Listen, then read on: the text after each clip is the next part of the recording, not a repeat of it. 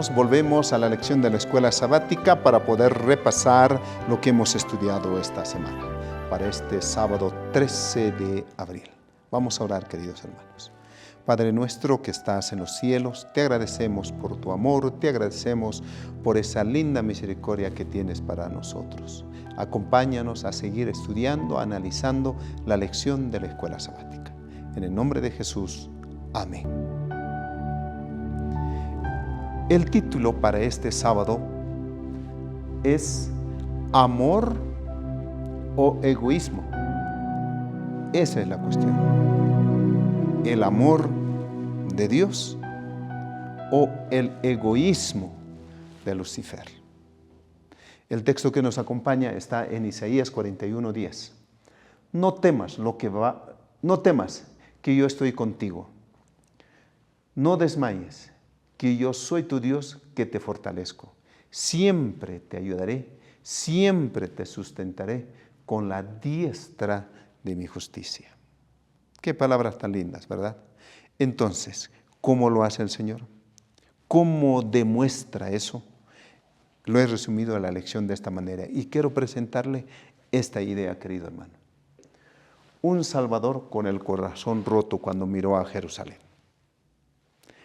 En ese acontecimiento, en esa historia, cristianos salvados providencialmente. ¿Qué sucedió? Entonces lo coloqué en uno eso. Ahora, tenemos que ser fieles. Fieles en medio de la persecución. Hubieron cristianos fieles, hoy hay fieles también. Pero mientras vivimos en esa fidelidad, ¿cuál debería ser nuestro trabajo? Atención a la comunidad, atendiendo a la comunidad. ¿Qué más? Un legado de amor que el Señor nos deja un ejemplo, el amor que nosotros debemos expresar. Entonces, lo primero, ¿qué le rompió el corazón a Jesús? San Juan 1:11, a lo suyo vino y los suyos no lo recibieron. Jerusalén, cuando Jesús miraba, ¿qué dice? ¿Cómo registra San Lucas? Y cuando llegó cerca de la ciudad, al verla, lloró sobre ella, sobre la ciudad, lloró, porque iba a ser destruido. Él profetizó también. Por tanto, cuando veáis en el lugar santo la abominación desoladora de que hablaba el profeta Daniel, entonces los que están en Judea huyan a los montes. ¿Qué es abominación desoladora? Coloqué el de Daniel 11:31, pero está en Daniel 9:27, habla Daniel 11:31, Daniel 12:11 también. Y se levantarán de su parte tropas que profanarán el santuario y la fortaleza y quitarán el continuo sacrificio y pondrán la abominación desoladora. ¿Qué es abominación desoladora? Cuando distrae otras actividades, otro objeto de la adoración a Dios. Abominación. Abominan el nombre de Dios. Distraen la adoración a Dios. Ahora, ahí en la historia nos dice, cuando el general romano Tito atacó la ciudad en el año 70, Jerusalén fue devastada. Hombres, mujeres y niños fueron masacrados. Encontré este cuadro, coloqué esto allí. Se habla más de 1 millón de personas, 990 personas fueron llevadas como esclavos, ¿no? Una destrucción total, ¿no?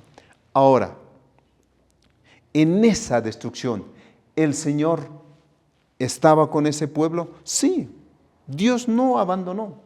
Cristianos salvados providencialmente. Coloqué esta parte de la historia. Tras la revuelta judía en el año 66, el ejército romano, a las órdenes de Cestio Galo, fue contra Jerusalén. Sin embargo, Galo retiró repentinamente sus tropas y sin razones valederas abandonó la ciudad. Esto dio lugar a que escaparan. Y el N. de White lo escribe en el Conflicto de los Siglos, página 34. Ya estaba dada la señal prometida a los cristianos que aguardaban y en esos momentos se ofrecieron una oportunidad a todos los que quisieran en obediencia a la advertencia del Salvador, los sucesos se desarrollaron de modo tal que ni los judíos ni los romanos hubieran podido evitar la vida de los cristianos. Sucedió para que muchos que estaban atentos, escuchando, pudieran salir, pudieran abandonar. Salmos 46:1 dice: Dios es nuestro amparo y fortaleza, nuestro pronto auxilio en la tribulación. Apocalipsis 2:10: no temas en nada lo que vas a padecer. He aquí el diablo echará a algunos de vosotros en la cárcel para que seáis probados y tendréis tribulación por 10 días. Esa es la otra profecía, pero lo que resalta es aquí: el Señor estará siempre con nosotros. Sé fiel hasta la muerte y yo te daré la corona de vida. Jesús lloró mirando Jerusalén. Jesús lloró mirando esa linda ciudad que había sido construida la ciudad, pero muchos cristianos, los que estuvieron escuchando, se salvaron. Ahora,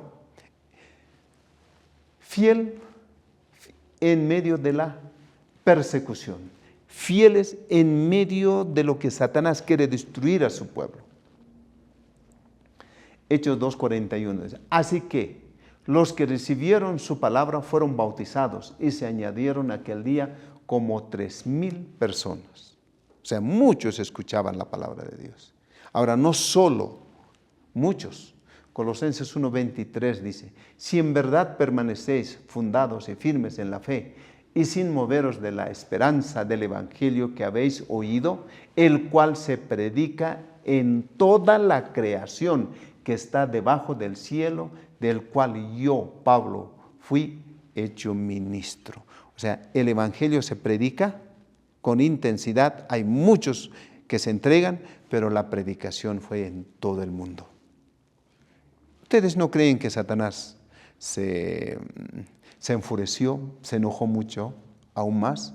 Claro, por eso empieza la persecución, queridos. Ahora, ¿qué les mantuvo firme? ¿Qué nos tiene que mantener firmes? Número 1, la fe llenó el corazón de los discípulos. La fe. ¿En qué? Una visión de su Señor resucitado les dio una nueva razón para vivir. Jesús murió, resucitó, va a volver. Para nosotros va a volver, va a regresar. Nos tiene que dar esa fe, esa seguridad de permanecer y no abandonar la fe en Jesús, queridos. Nuestro Señor no solo les había dicho, vayan a predicar, sino me gusta esta expresión donde dice, pero recibiréis poder cuando venga sobre ustedes, cuando voy a ir, va a venir el Espíritu Santo, voy a mandarles el Espíritu Santo. Dios les dijo, vayan a predicar, pero no solo les dijo, vayan a predicar, les voy a dar poder, les voy a acompañar con el Espíritu Santo. La persecución, si esta promesa viene, la persecución tiene estas tristezas. Había amenazas, pero ellos soportaron las amenazas. Había encarcelamiento, ellos cantaban cantos en las cárceles, himnos en las cárceles. Fueron perseguidos, las familias fueron perseguidas, pero ellos fueron fieles porque tenían fe, porque esperaron la promesa, tenían la promesa de recibir el poder del Espíritu Santo. A veces fueron muertos en las hogueras, pero a ellos les mantuvo la fe. Ahora, Plinio, el joven gobernador de la provincia romana de Bitinia, le escribió al emperador Trajano esta carta.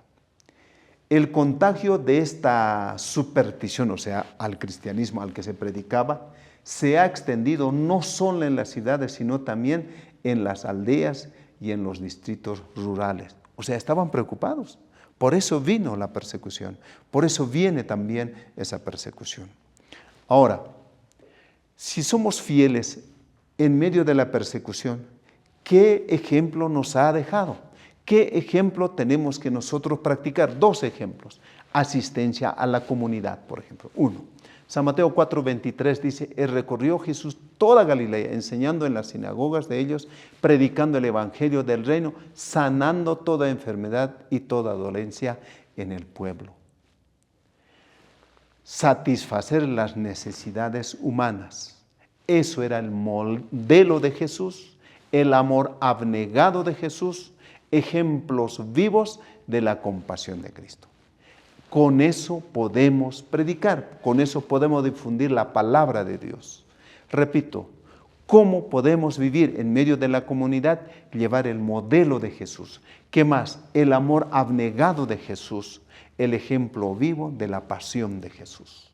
Hechos 10:38 dice, como Dios ungió con el Espíritu Santo y con poder a Jesús de Nazaret, y cómo éste anduvo haciendo bienes y sanando a todos los oprimidos por el diablo, porque Dios estaba con él. El consuelo que tenía Jesús para con el pueblo. Que Dios nos ayude a nosotros para que podamos tener el poder del Espíritu Santo para tener consuelo con la población que nos rodea también. Ahora, ¿cuál es el objetivo de Satanás? El diablo quiere desfigurar, cuando hay sufrimientos, cuando hay lucha, el diablo quiere desfigurar la imagen de Dios en la humanidad. Quiere culpar a Dios de los sufrimientos, quiere culpar a Dios de las tristezas de la humanidad. Pero no es eso. Mientras que el propósito de Dios es restaurar, transformar, esto incluye la restauración física, mental, emocional, espiritual. ¿Qué es lo que Dios quiere? Él anhela que estemos físicamente sanos, mentalmente alerta, emocionalmente estables y espiritualmente enteros para la patria celestial. Aunque haya persecuciones, que mantengámonos firmes, viviendo, ayudando a la comunidad. ¿Qué más? Esta última, un legado de amor. Ese ejemplo nos dejó San Juan 13:35. En esto conocerán todos que sois mis discípulos, que si tuviereis amor los unos a los otros. Y nosotros tenemos este mandamiento de Él, el que ama a Dios, ame también a su hermano. Hay una historia que la lección presenta en las dos pandemias entre los años 160 y 265, cómo la población cristiana salía, aunque ellos también morían, salían a poder apoyar a las personas necesitadas. Dice, pueblos enteros quedaron sin habitantes, pero ahí estaban apoyando, ayudando. Eso es lo que nosotros deberíamos hacer. La mayoría de nuestros hermanos cristianos mostraron un amor y una lealtad sin límites, sin escatimar esfuerzos y pensando siempre en los demás, sin tener en cuenta el peligro. Se hicieron cargo de los enfermos, suplicando todas sus necesidades en Cristo, y con ellos partieron de esta vida serenamente felices, porque se contagiaron de otros también, atrayendo sobre sí la enfermedad de su prójimo y aceptando alegremente sus dolores. Imagínense el amor que Dios nos puede infundir y nosotros podemos hacer. Que seamos fieles en medio de las persecuciones. Dios nos bendiga. Sigamos estudiando la lección de la escuela sabática.